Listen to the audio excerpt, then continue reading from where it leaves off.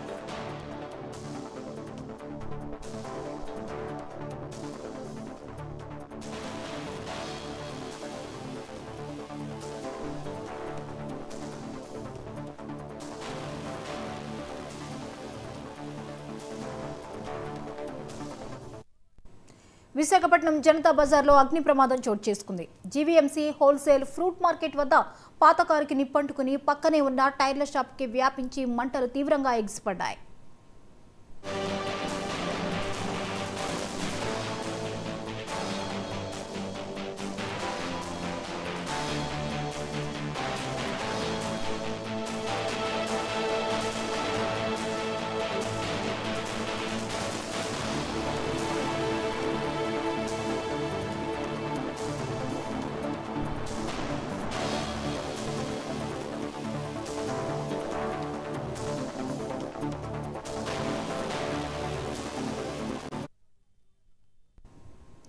రైట్కి ఈ అంశంపై మరిన్ని అప్డేట్స్ ని మా ప్రతినిధి కిరణ్ అందిస్తారు.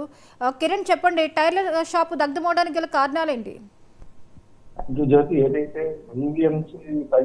హోల్సేల్ మార్కెట్ ఉంటుంది అక్కడ, దానికి ఆనుకొని జనతా బజార్ అని చెప్పి అక్కడ ఓల్డ్ స్పేర్ పార్ట్స్, కార్లకు సంబంధించి అదేవిధంగా ద్విచక్ర వాహనాలకు సంబంధించి టైర్లు కావచ్చు, లేకపోతే మిగతా స్పేర్ పార్ట్స్ అన్ని కూడాను డిస్మాంటిల్ ఐటమ్స్ అన్ని కూడా అక్కడ సేల్ చేస్తూ ఉంటారు.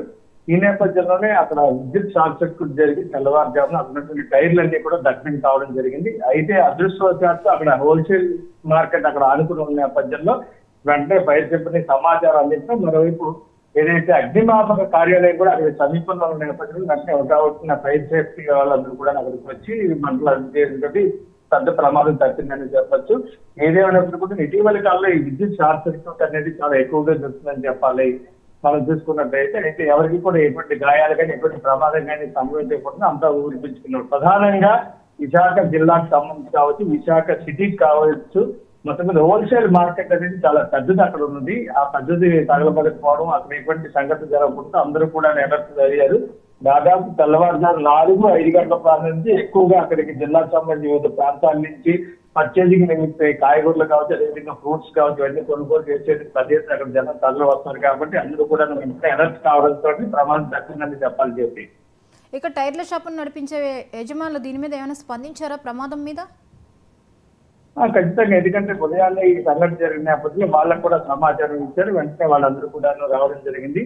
ఇది కేవలం విద్యుత్ షార్ట్ సర్క్యూట్ వరకు తెలిసి ఉంటుంది. వెంటనే అక్కడ ఉన్నటువంటి ఏదైతే మెయిన్ ట్రాన్స్ఫార్మర్ ఉందో అక్కడి నుంచి విద్యుత్ స్తంభింపజేసి వెంటనే వాటి రెండు మంటలన్నీ కూడా అదుపు చేయడం జరిగింది. Right, thank you Kiran.